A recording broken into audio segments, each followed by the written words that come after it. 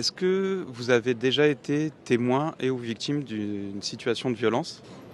Oui, tout à fait. J'ai déjà eu des cambriolages chez moi à plusieurs reprises. Oui. Un qui m'a marqué, c'était il y a 4 ans où des hommes étaient rentrés par effraction chez nous dans notre jardin et c'était moi qui ai été tombée nez à nez avec. Ah, vous étiez dans la maison, là? Ouais, tout à fait, oui. J'ai pas été blessée physiquement.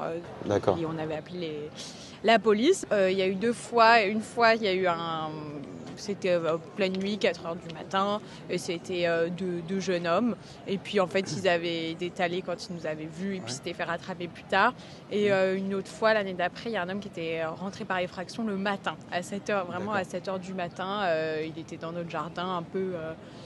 Enfin, il avait l'air un peu sous substance, on va Ah dire. oui, d'accord. Et puis en fait, je suis allée chercher mon père et pareil, il a détalé tout de suite. Il est parti dès qu'il vous a vu, quoi. Il n'y a pas eu d'échange de... C'est ça, ouais. Enfin, on lui a juste demandé qui c'était et puis lui, il est parti. D'accord, Voilà.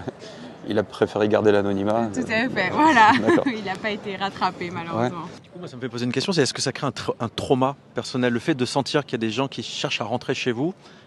Alors oui, tout à fait, ça a pu créer des angoisses par la suite, surtout cette histoire du monsieur qui est venu un matin à 7 heures du matin.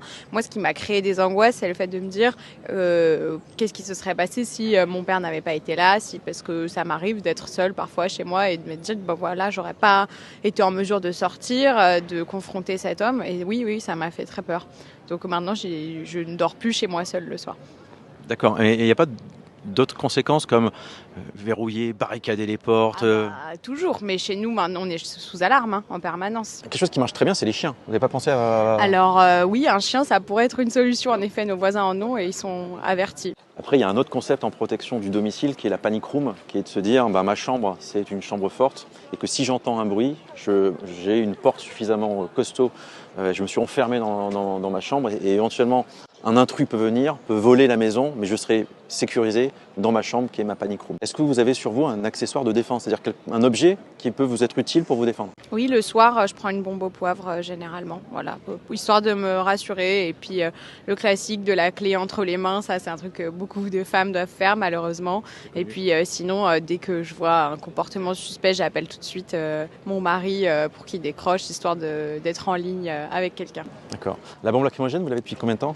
Je l'ai achetée il y a l'année dernière à peu près. Super. Parce qu'elles ont une date de péremption de 2-3 ans. Est-ce que vous avez déjà essayé de jouer avec pour voir ce que ça donnait? Non. Alors, parce que ce qu'on dit avec les bombes lacrymogènes, c'est que c'est bien d'en acheter 2 et d'en prendre une pour s'entraîner, pour voir jusqu'où elle projette le gaz, quelle est la taille du cône de diffusion, histoire de ne pas découvrir son fonctionnement le jour J.